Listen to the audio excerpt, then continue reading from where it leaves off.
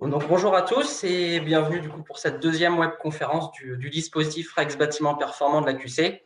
Donc, pas de plateau TV aujourd'hui. Les conditions n'étaient pas réunies pour qu'on le fasse et puis qu'on ne se retrouve pas à annuler cette deuxième webconférence.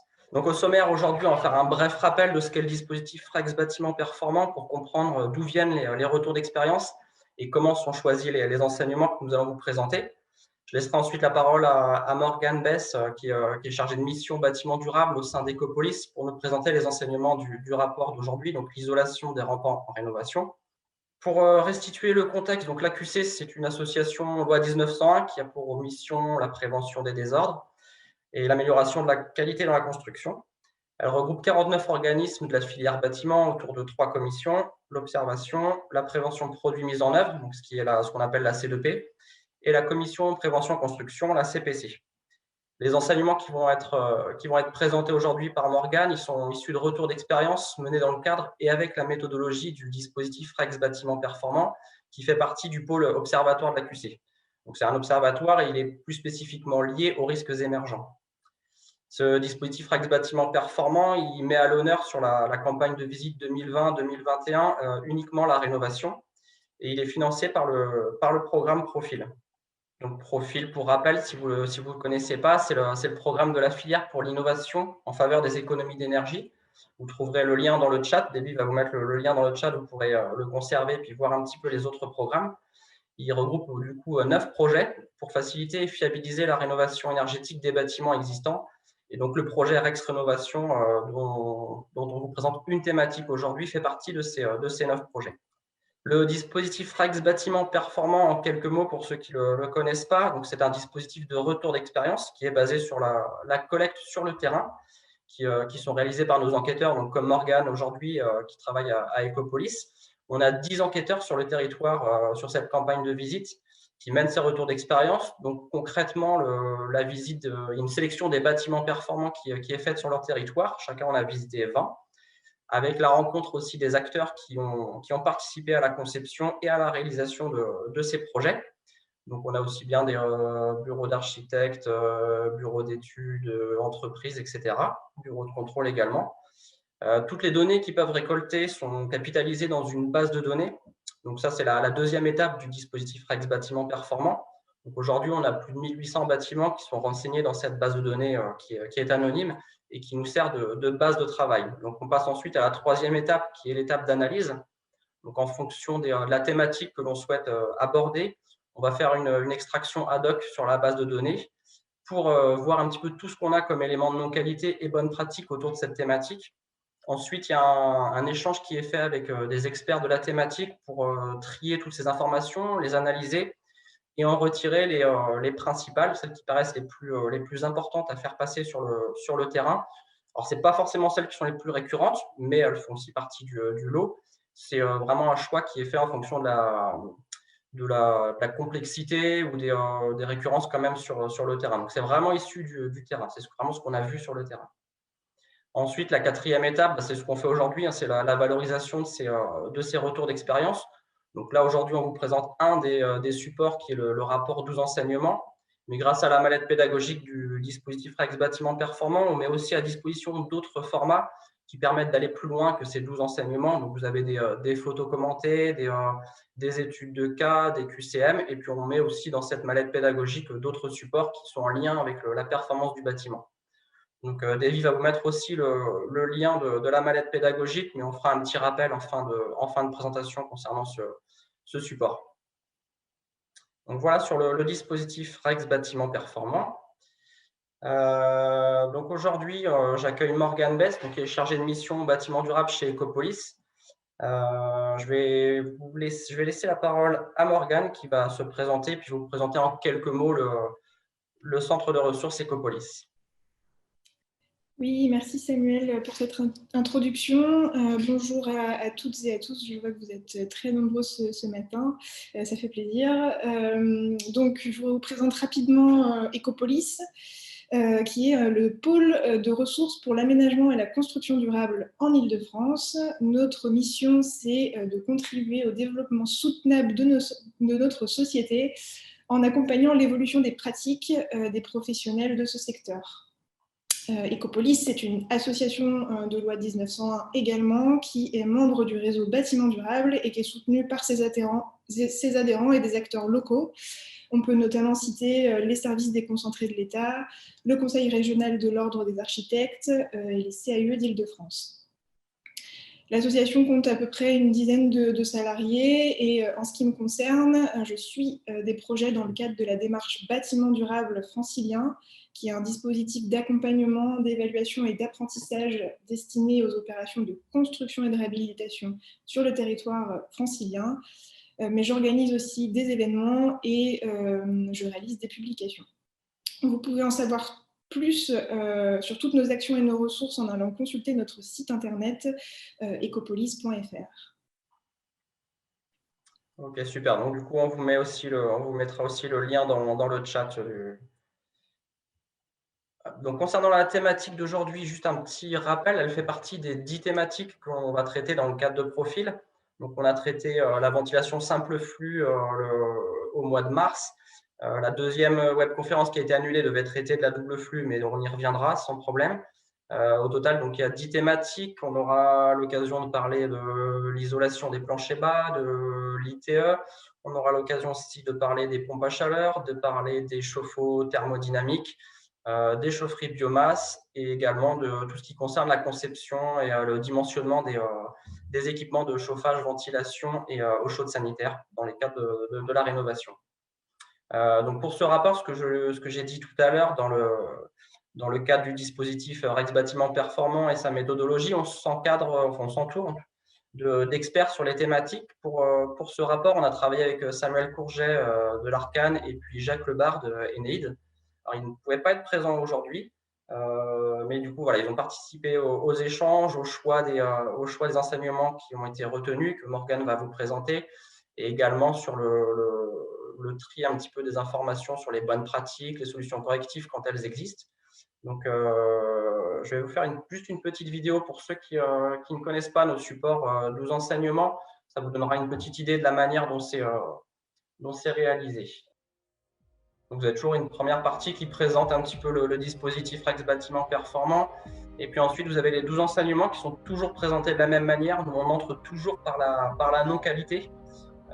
Et ensuite, on va essayer de comprendre les impacts que ces non-qualités ont, leurs origines, qu'est-ce qui fait qu'on en est arrivé là, et pour derrière trouver des solutions correctives quand elles existent, et puis surtout les bonnes pratiques pour éviter ces écueils.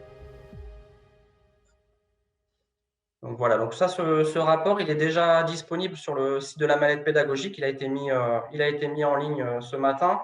On le remettra en ligne en fin de journée avec toutes les illustrations. Comme ça, vous pouvez aussi télécharger les illustrations dans des enseignements, soit pour vos cours, vos enseignements, vos présentations, quand vous souhaitez présenter le sujet, soit lors de réunions ou autres, et puis les partager sur les réseaux sociaux au besoin. Du coup, Morgane, je vais te laisser prendre la main pour partager ton écran. Et du coup, on va vous présenter une partie des 12 enseignements. L'objectif, ce n'est pas de vous présenter les 12 en détail aujourd'hui, c'est de vous présenter déjà le rapport. Et puis donc je crois qu'il y a 8 enseignements qui sont présentés. On en fera un sous forme de questions pour vous faire participer, pour que ce soit un peu plus convivial. Et puis, on développera les quelques enseignements qui n'ont pas été détaillés. On vous donnera quelques éléments. Donc, du coup, tu nous donnes quelques éléments de cadrage avant de rentrer vraiment dans le vif du sujet sur le pourquoi cette thématique, etc., les points d'introduction sur ce sujet. Donc effectivement, avant de rentrer dans le vif du sujet, quelques éléments de cadrage. Il me semblait important de déjà bien redéfinir ce qu'on entend par rampant. Donc les rampants, ça désigne les parties d'une toiture qui sont disposées en pente. Leur isolation permet, à la différence des combles perdus, l'aménagement des espaces sous toiture et donc une augmentation des surfaces exploitables du bâtiment. Dans le cadre du rapport, il faut noter qu'on s'est concentré sur des cas d'isolation par l'intérieur. Ensuite, second point, c'est de dire que l'isolation des rampants peut remettre en cause l'équilibre hygrothermique existant des éléments sous couverture et des espaces sous toiture. Elle doit donc être menée en ayant une bonne connaissance de l'existant, mais aussi du comportement des matériaux à mettre en œuvre, et ce vis-à-vis de 4 flux, donc l'air, les calories, l'eau et la vapeur d'eau. Dernier point qui nous semblait important de dire, c'est que le choix de l'isolant, il dépend d'un certain nombre de critères propres à chaque projet. Il est donc important de spécifier qu'en fonction des travaux d'isolation envisagés et des matériaux existants qu'on conserve, les règles de l'art sont différentes. Il est donc nécessaire à chaque fois de bien se référer au texte technique des produits que l'on met en œuvre. Et donc, vous avez une petite liste d'exemples sur cette diapo. Du coup, on passe au premier enseignement qui a été retenu par rapport à ce qu'on a pu voir sur le terrain de manière un peu récurrente, qui est de vérifier au préalable l'état de la couverture et de la charpente. Est-ce que tu peux nous dire quel constat ça concerne et pourquoi cet enseignement? Effectivement, donc sur cette première photo, vous avez ici un cas où la couverture n'est pas étanche à l'eau. Une fuite est donc survenue dans une des pièces qui était située sous les rampants, et ce, peu de temps après la réalisation des travaux d'isolation. L'origine de cette non-qualité vient d'un défaut ou d'une absence de diagnostic avant travaux, puisque l'inétanchéité de la couverture n'a pas été décelée et la reprise de la couverture n'a pas été prévue dans le périmètre des interventions du projet de rénovation. Ensuite, on a un second cas où on peut observer une forte déformation des éléments de charpente et donc des éléments de couverture portés par cette charpente. Cependant, aucune reprise structurelle n'est prévue dans le projet de rénovation, bien que cela augmente le risque de fuite lié au déplacement des éléments de couverture. Donc, on imagine voilà, quelques impacts sur ces deux premières non-qualités qui ont été observées par rapport à cette thématique. Oui, donc le risque est triple, puisque l'infiltration d'eau dans les éléments de sous-toiture peut conduire à la dégradation des propriétés mécaniques des matériaux. C'est le cas notamment du parement que vous avez vu sur la première photo présentée, le parement intérieur. Il peut aussi y avoir une détérioration des propriétés thermiques des isolants s'ils sont humides, voire mouillés. Il peut aussi y avoir un développement de moisissure et de ce fait la dégradation de la qualité de l'air intérieur. On peut envisager des solutions correctives et notamment, il est possible de réaliser un diagnostic après coup. Par exemple, dans le cas de figure numéro 1, on peut réaliser un diagnostic pour s'assurer que la fuite est localisée ou bien au contraire identifier d'autres fuites et ainsi corriger et remplacer les éléments défectueux. Donc, sur le terrain, on a aussi vu des bonnes pratiques par rapport à ce sujet-là. Effectivement, donc là, on a un projet où l'enveloppe et notamment la couverture n'étaient pas étanches avant de commencer les travaux. Et donc, il y a un diagnostic qui a été réalisé et le chantier a débuté par la mise hors d'eau et un temps de séchage du bâtiment, et ce pendant plusieurs mois avant le lancement des travaux. On peut aussi constater qu'il y a eu une reprise de la charpente existante qui a été consolidée. De façon plus générale, pour les bonnes pratiques, donc, bien que le diagnostic préalable ne soit pas obligatoire, il est fortement recommandé de le réaliser et ce, le plus en amont possible, c'est-à-dire, si possible, dès la phase programmation, pour élargir le périmètre du marché confié à la maîtrise d'œuvre et à l'entreprise si des travaux complémentaires s'avèrent nécessaires, mais aussi dimensionner convenablement l'enveloppe budgétaire, anticiper d'éventuels travaux préalables permettant la mise hors d'eau et la stabilité du bâtiment en amont des travaux de rénovation, intégrer d'éventuelles contraintes dès la conception et s'assurer de la compatibilité des matériaux existants avec le projet envisagé. Si on réalise ce diagnostic au moment du démarrage des travaux, ça peut engendrer d'éventuelles contraintes qu'on n'aurait pas identifiées en amont. De la même façon, si on réalise ce diagnostic au moment de la conception, il pourrait y avoir justement des soucis liés au budget ou au périmètre d'intervention de la maîtrise d'œuvre qui n'auraient pas été anticipés. C'est pourquoi on conseille de le réaliser dès le programme. Ok, donc pour ce premier enseignement, le suivant, on est un petit peu sur la thématique toujours de la couverture existante et des éléments de charpente. On est sur le sujet d'assurer la ventilation des éléments en sous-face de la couverture et la protection de l'isolant. Donc la même chose, quel constat sur le terrain, pourquoi le choix de cette thématique? Alors, on a deux non-qualités pour cet enseignement. Donc, le premier, vous pouvez voir que la ventilation des éléments en sous-face de la couverture n'est pas assurée, puisque l'isolant est directement au contact du voligeage, qui est le support de la couverture en zinc ou en ardoise. Sur le second exemple, là, l'isolant il est plaqué contre les controlithos. Aucune lame d'air n'est présente en sous-face de la couverture en tuile. Donc, dans les deux cas, ces deux non-qualités sont liées à une méconnaissance des principes de gestion des risques de condensation. Ça a deux impacts. En fait, le risque de condensation de la vapeur d'eau est accru sous les éléments de couverture. Et donc, si on ne prévoit pas une lame d'air ventilée, l'humidité liée à la condensation ne peut alors pas être évacuée. Le risque, c'est que cela conduise à une détérioration, voire même à un vieillissement prématuré des supports de la couverture, donc voligeage, litho, etc., mais aussi de l'isolant et des éléments de charpente. Dans les cas qu'on a pu voir, il est possible d'appliquer des solutions correctives qui nécessitent déposer en fait, le complexe isolant et décider d'une pose qui permette justement de créer cette lame d'air ventilée. Donc, vous avez ici un exemple d'une bonne pratique illustrée par un schéma qui montre une mise en œuvre qui permet justement de conserver une lame d'air ventilée continue des égouts au faîtage entre les éléments de couverture et l'écran de sous-toiture ou l'isolant en l'absence d'écran de sous-toiture. À noter que sur ce schéma, l'isolant il est donc posé contre l'écran de sous-toiture. Ce dernier doit impérativement être hautement perméable à la vapeur d'eau. C'est d'ailleurs une problématique qui fait l'objet d'un enseignement qui ne sera pas traité ce jour, mais qui est présent dans le livrable.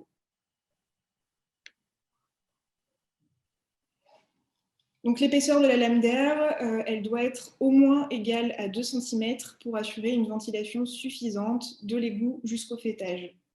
Il est souhaitable de l'agrandir à plus de 2 cm pour augmenter le phénomène de convection sous couverture et ainsi favoriser l'évacuation de la chaleur en été.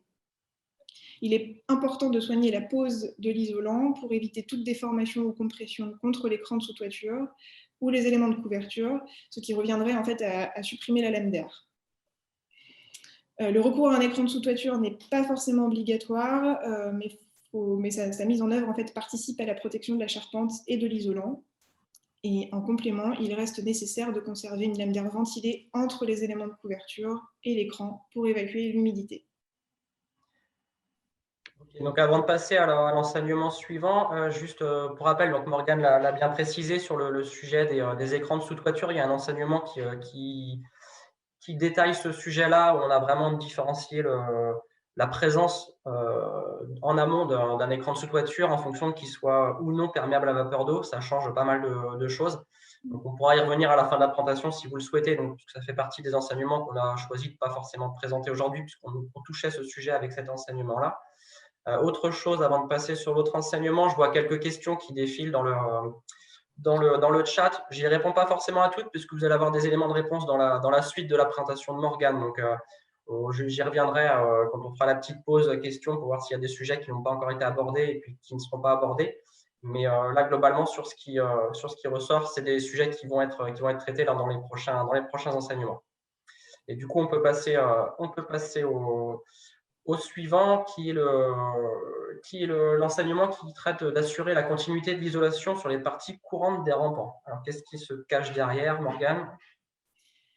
Donc sur cette photo, vous pouvez voir que les extrémités des panneaux d'isolant ploient sous leur propre poids, notamment aux jonctions entre les deux pans de toiture. Donc c'est lié à la fois à un défaut de mise en œuvre, mais aussi au choix de l'isolant qui est trop souple par rapport à son application en rampant. Sur ce second cas, encore une fois, une non-qualité, on peut voir que le pourtour de la fenêtre de toit a été isolé avec des chutes de panneaux d'isolant et ainsi ne permet pas d'assurer une continuité d'isolation vous pouvez observer des vides d'air entre les morceaux d'isolant. Ces discontinuités conduisent à diminuer, bien sûr, les performances thermiques de l'enveloppe par la création de ponts thermiques, mais aussi à augmenter le risque de condensation au sein des parois.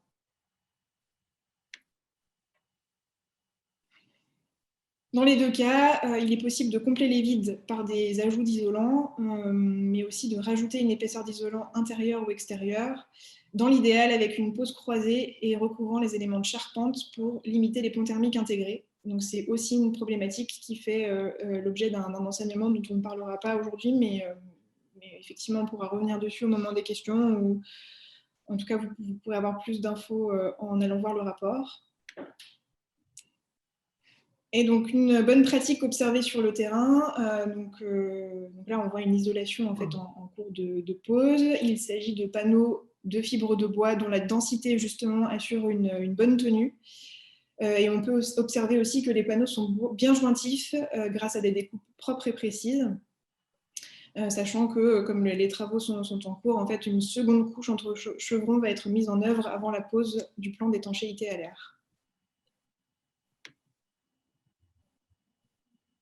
Donc sur ce sujet des ponts thermiques, ce qu'il faut noter, c'est qu'il est important d'anticiper ces sujets dès la phase conception, car tout pont thermique diminue la performance thermique de l'enveloppe et est un risque accru de condensation et donc de pathologie.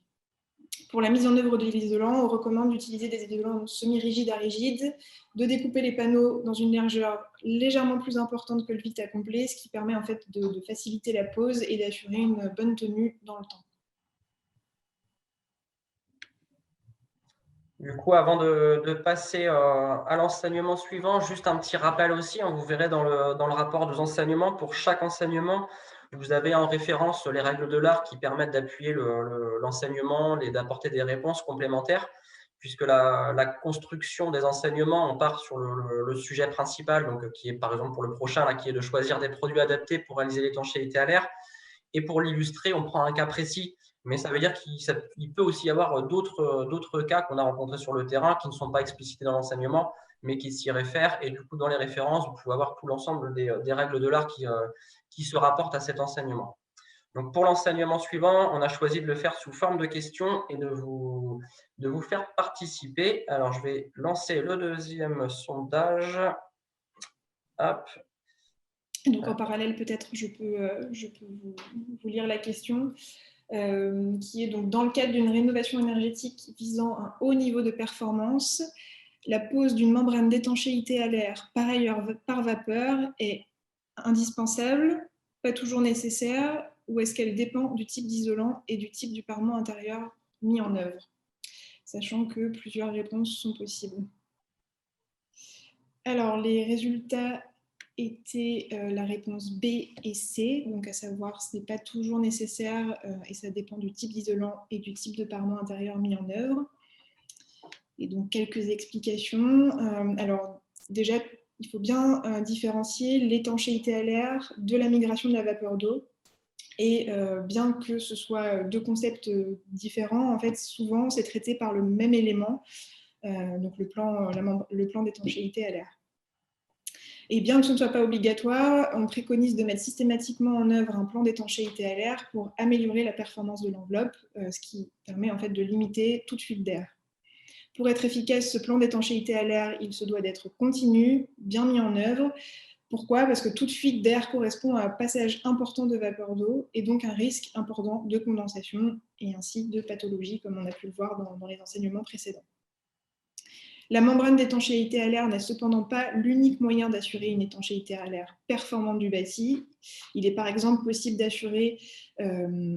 l'assurer avec des panneaux OSB jointés par de l'adhésif prévu à cet effet. Donc vous avez un exemple justement dans le rapport avec une photo qui illustre cette mise en œuvre.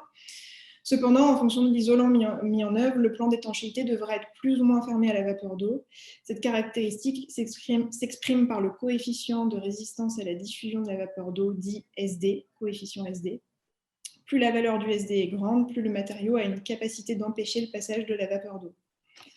Dans le cas d'une isolation en laine minérale, il est nécessaire de mettre en œuvre un plan d'étanchéité par ailleurs par vapeur, dont le rôle sera de bloquer le passage de la vapeur d'eau au sein de la paroi. Et donc, comme on le disait en introduction, il est vraiment important de se référer aux avis techniques de l'isolant mis en œuvre pour le choix du plan d'étanchéité à l'air. Pour aller plus loin, on voit justement pour illustrer cet enseignement une non-qualité avec un petit point de vigilance justement sur les laines minérales qui disposent d'un surfaçage Kraft, car ce surfaçage Kraft est souvent considéré à tort comme une membrane d'étanchéité à l'air, comme cet exemple en photo.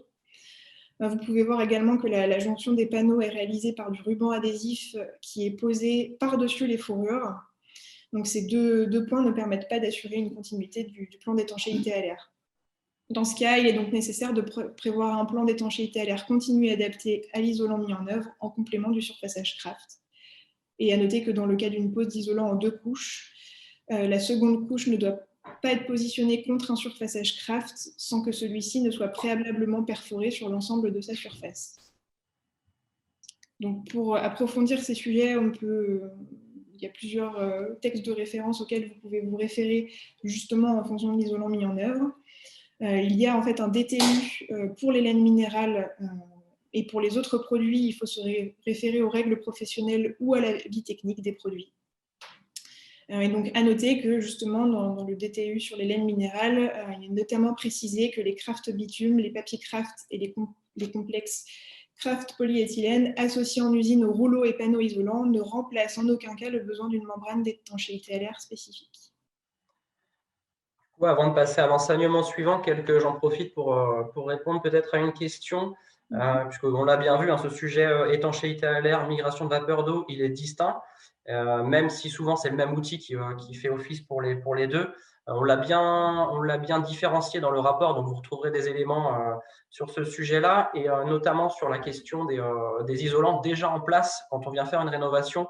Si oui ou non on peut les conserver, c'est un des sujets sur lesquels il faut être vigilant. C'est déjà l'état de ces matériaux mis en place, mais surtout leur ouverture ou non à la migration de la vapeur d'eau. Et donc, du coup, il y a un enseignement sur ce sujet, sur le fait de rajouter des matériaux isolants sur des choses qui existent déjà, où on a constaté, notamment, je pense à des parements qui ne sont pas perméables à la vapeur d'eau, des isolants minces qui n'étaient pas perméables à la vapeur d'eau, puisqu'il en existe aussi qui sont perméables à la vapeur d'eau. Mais ça, c'est un des points de vigilance. Si on conserve, parce qu'ils sont en bon état, les isolants en place, bien vérifier leur ouverture à la migration de la vapeur d'eau et qu'ils ne viennent pas piéger au sein du complexe la vapeur d'eau. Voilà, ça permet de répondre à une des questions sur ce sujet. Du coup, sur l'enseignement suivant, on va parler du fait d'éloigner la membrane d'étanchéité à l'air du parement intérieur pour assurer sa protection et sa durabilité dans le temps. Effectivement, puisque comme vous pouvez le voir donc, sur cette photo, la membrane d'étanchéité, elle est collée en fait sur les fourrures métalliques avec un adhésif double fesse. Et la plaque de plâtre qui sera en fait le parement intérieur est vissée sur les fourrures métalliques. Le parement est donc en contact direct avec la membrane d'étanchéité, ce qui est une non-qualité liée à une méconnaissance en fait, des risques liés au percement de la membrane. Ça a 2 impacts. Dans cette configuration, le plan d'étanchéité à l'air est exposé à de nombreux percements, et ce, lors de la pose du parement, donc au moment où on a fixé la plaque de parement intérieur, lors des aménagements intérieurs par les futurs utilisateurs qui vont accrocher des cadres, des meubles, etc., ou lors de passages de gaines nécessaires en l'absence de vide technique, puisque le passage des gaines est dans ce cas obligatoire, enfin, nécessaire. Chaque percement de la membrane conduit à diminuer la performance de l'enveloppe, surtout s'ils ne sont pas traités, et ça augmente donc le risque de condensation au sein de la paroi, car encore une fois, toute fuite d'air correspond à un passage important de vapeur d'eau. Afin de limiter les impacts de cette non-qualité, il est nécessaire de traiter l'étanchéité à l'air à chaque traversée de gaine, mais aussi de sensibiliser les futurs utilisateurs en leur demandant de limiter les percements, ou alors, si c'est nécessaire, d'utiliser des chevilles spécifiques. Vous avez ici je vais vous présenter 2 exemples de bonnes pratiques. Donc, dans ce premier cas, en fait, on voit une conception qui a prévu un vide technique entre le parement intérieur et la membrane d'étanchéité à l'air. Et donc, ça permet notamment le passage des gaines de ventilation double flux sans justement traverser la membrane d'étanchéité à l'air. Il est aussi possible de profiter de ce vide technique pour ajouter une couche d'isolation complémentaire entre le plan d'étanchéité à l'air et le parement intérieur. Dans ce cas, il faut respecter la règle dite des 2/3, 1/3. En fait, cette règle, elle permet de limiter l'épaisseur de l'isolant complémentaire afin d'éviter tout risque de condensation entre la membrane et l'isolant complémentaire.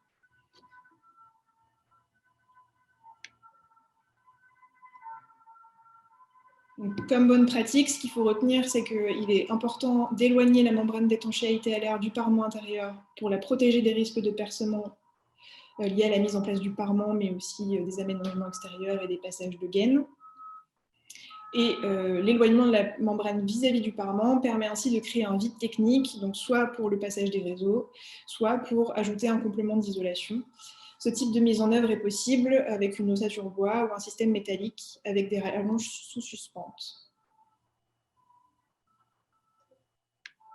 Pour cet enseignement, ok. Alors, je vois qu'il y a pas mal de questions sur le sujet de la migration de la vapeur d'eau. Comme toujours, c'est toujours un sujet qui amène beaucoup de commentaires. Donc, je vois que vous discutez, vous échangez dans le chat, donc c'est très bien.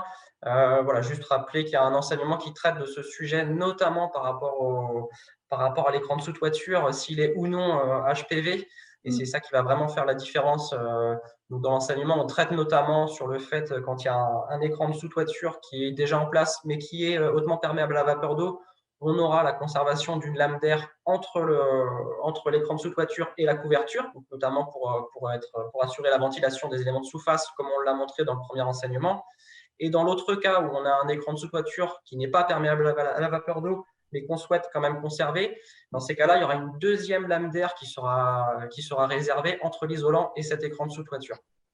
Donc, juste pour donner ce petit élément ce petit complément. Sur l'enseignement suivant, donc, qui est traité dans le rapport thématique, on est sur le fait de traiter les points singuliers au traversé du plan d'étanchéité à l'air par les éléments de charpente. Donc ça concerne vraiment pas mal de constats qu'on a pu voir sur le terrain. Donc, Morgane, je te laisse continuer sur les non-qualités observées. Effectivement, donc sur ce premier cas, vous voyez une membrane qui est traversée par des éléments de charpente et dont la continuité de l'étanchéité à l'air n'est pas assurée puisque la membrane est déchirée et elle n'est fixée que par des agrafes. Donc là, cette non-qualité est liée à une méconnaissance des principes de gestion de l'étanchéité à l'air, mais aussi à la mise en œuvre de l'étanchéité à l'air et des traitements des points singuliers.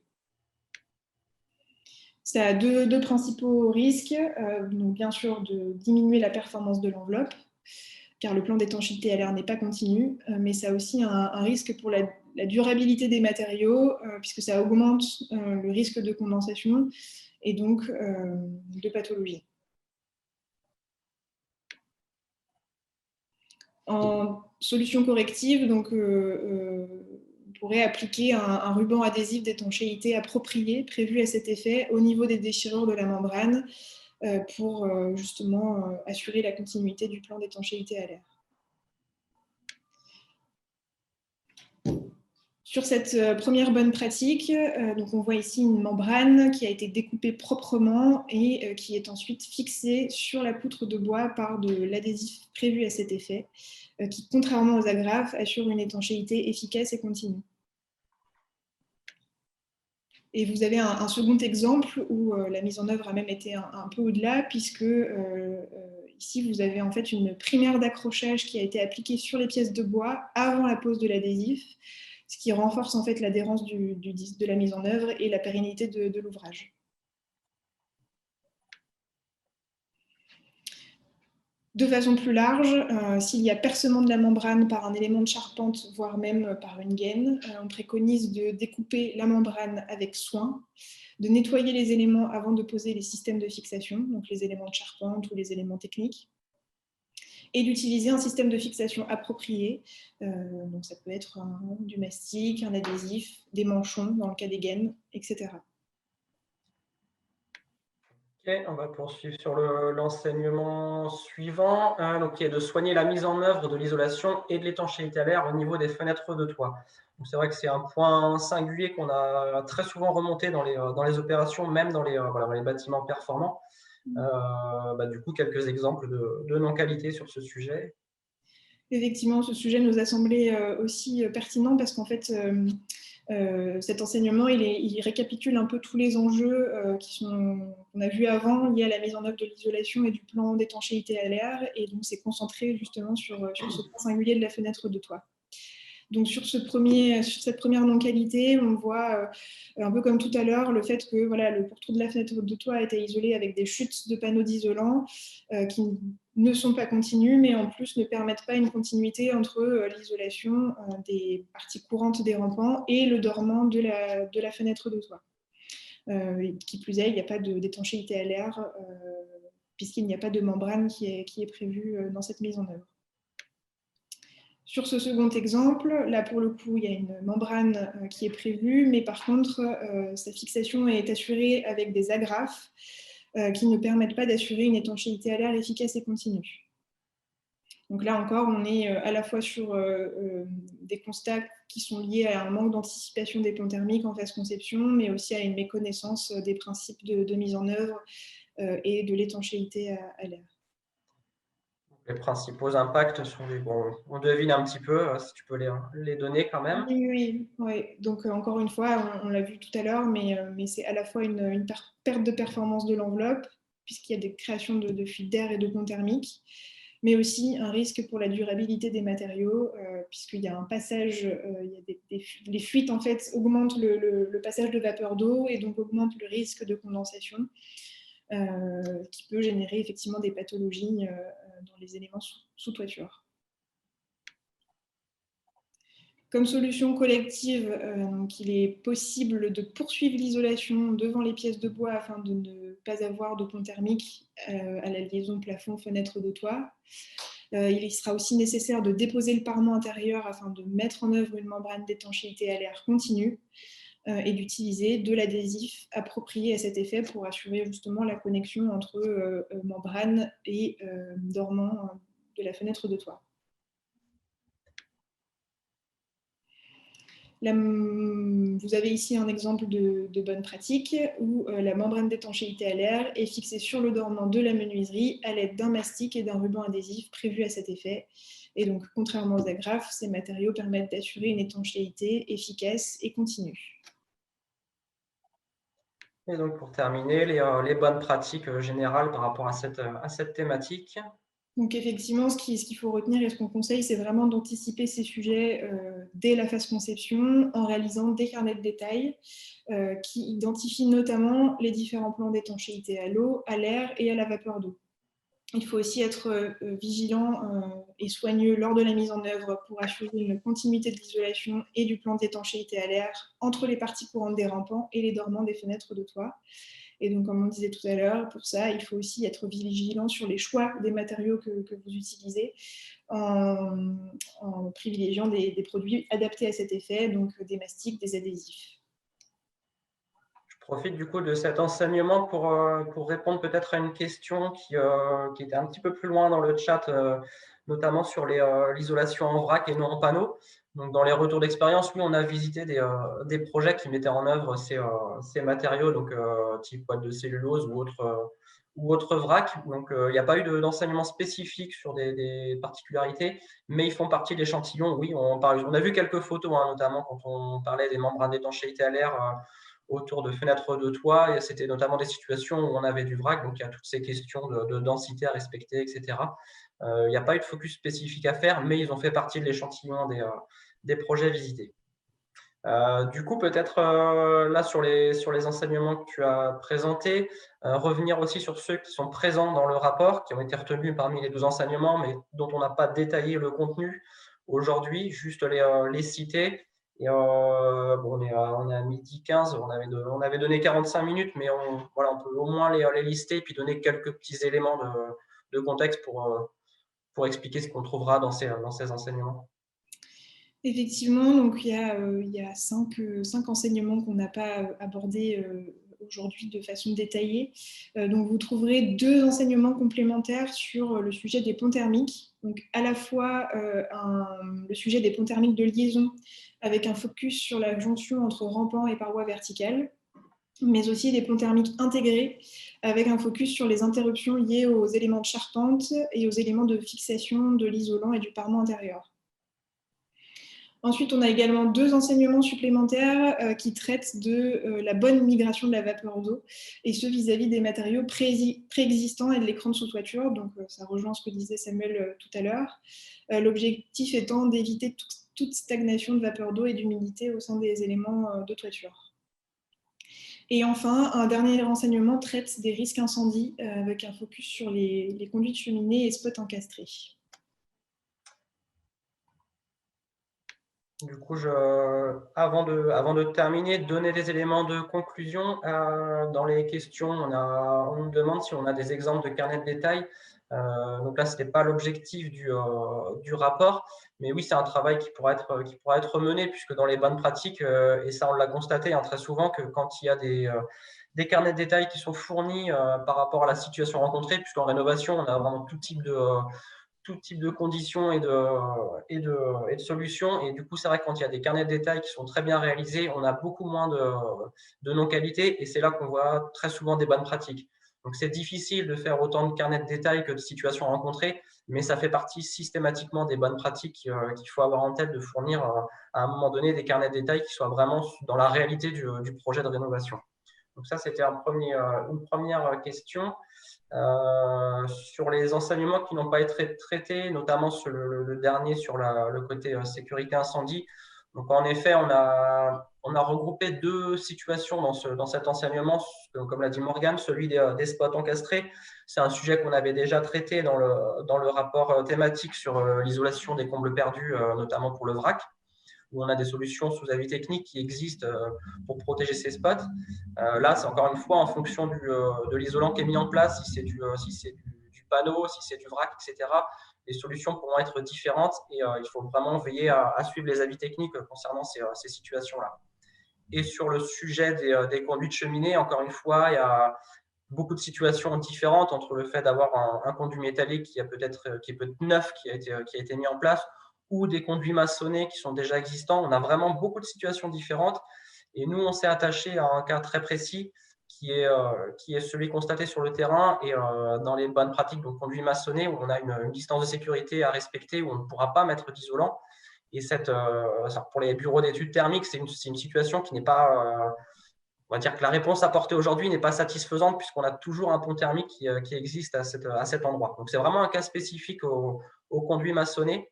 Conduits métalliques, on arrive toujours à trouver des solutions. On a des produits sous avis technique pour traiter ces ponts thermiques, mais sur les conduits maçonnés, aujourd'hui, il n'y a pas de solution thermiquement qui soit tip-top. Donc voilà, juste pour ces précisions, et du coup, on peut donner quelques éléments de conclusion, Morgane, sur le sujet. Oui, alors du coup, effectivement, pour conclure sur tous les sujets abordés dans le livrable, pour obtenir un bâtiment performant, confortable, sain et pérenne, les retours d'expérience montrent qu'il est important de réaliser systématiquement un diagnostic préalable pour s'assurer du bon état du bâtiment et de la compatibilité des matériaux en présence avec les travaux envisagés, de justement bien prévoir dans le planning du chantier et même au moment de la conception un temps suffisant dédié pour la reprise éventuelle de la structure, de la couverture, le séchage du bâtiment, etc. Associer systématiquement à l'isolant la pose d'un plan d'étanchéité à l'air pour limiter les déperditions thermiques. Être bien vigilant sur la mise en œuvre de l'isolation et du plan d'étanchéité à l'air pour qu'il soit bien continu, et donc limiter tout risque de fuite d'air et donc augmentation de risque de condensation. Assurer une bonne migration de la vapeur d'eau par la mise en œuvre d'un plan par vapeur adapté à l'isolant retenu, d'un isolant et d'un écran de sous-toiture ouvert à la vapeur d'eau et d'une ventilation des éléments sous-toiture. Il faut aussi bien anticiper et traiter les points singuliers, notamment par la conception, via donc, le fameux carnet de détails, et aussi en intégrant bien tous les acteurs du projet. Et il faut effectivement aussi bien se référer aux règles de l'art pour une mise en œuvre précise et soignée. Ce qu'on peut noter aussi, c'est qu'au-delà de la conception et de la mise en œuvre de l'enveloppe, le projet il doit intégrer une réflexion sur la ventilation des espaces aménagés sous toiture. Le renouvellement de l'intérieur doit être suffisant pour évacuer l'air chargé en CO2, les polluants, la vapeur d'eau, et ainsi assurer une bonne qualité d'air aux occupants. Donc ça, c'est un sujet qui n'est pas forcément abordé dans le rapport en tant que tel, parce qu'il y a d'autres enquêteurs qui ont travaillé sur le sujet de la ventilation, mais ça reste effectivement un point de vigilance important. Et donc, pour aller plus loin, vous pouvez noter la date du 27 avril de 11h à 12h30, puisque Ecopolis va organiser un second événement dans le cadre de cette mission Rex Rénovation. Ce sera un événement dédié à l'isolation de l'enveloppe, où viendront à mes côtés Pauline Lefort d'Envirobat Occitanie et Frédéric Moub du pôle énergie Bourgogne-Franche-Comté. Et on vous fera part en fait de chacun de 4 enseignements sur les thématiques qu'on aura abordées au cours de cette mission. Donc je crois qu'on va vous coller le lien d'inscription dans le chat, mais vous pouvez aussi tout retrouver sur notre site internet ecopolis.fr. Voilà, merci Morgane. Donc en effet, la présentation du 27 avril, elle fait aussi partie des restitutions dans le cadre du dispositif REX-BP. Donc Envirobat Occitanie et le pôle énergie Bourgogne-Franche-Comté font partie des centres de ressources qui ont travaillé sur le terrain dans le cadre de profil, donc les 10 enquêteurs. Donc là, ils vont vous présenter quelques enseignements et puis le complément sera donné via une autre webconférence. Donc on verra, soit ce sera sur le plateau de la QCTV ou sur Zoom en fonction des conditions. Mais le sujet sera traité aussi, on essaiera comme ça de balayer l'ensemble des enseignements sur ces 2 rapports-là aussi.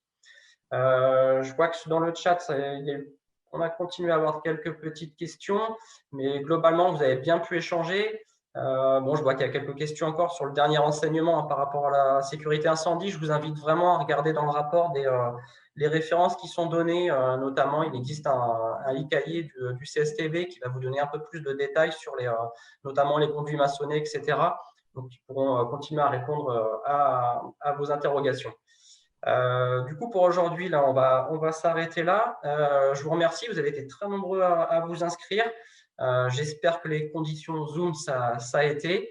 Je vous rappelle que le rapport il est disponible sur la mallette du dispositif Rex Bâtiment Performant. Concernant les autres thématiques, donc au-delà de la restitution du 27 avril, dans le cadre du Rex BP, la prochaine prévue sera le 6 mai maintenant, qui sera très certainement sur la thématique de l'éclairage. Donc éclairage artificiel, il existait déjà un rapport sur l'éclairage naturel, sur l'apport de lumière naturelle, le confort, etc. Là, on sera plus sur l'optimisation de l'éclairage artificiel, donc sous le même format, 12 enseignements. Voilà, et ben je vous remercie à tous, et puis du coup, je vais mettre fin à la webconférence, et puis on se donne rendez-vous 27 avril, et puis le 6 mai prochain. Bonne journée à tous, merci. Merci beaucoup, au revoir.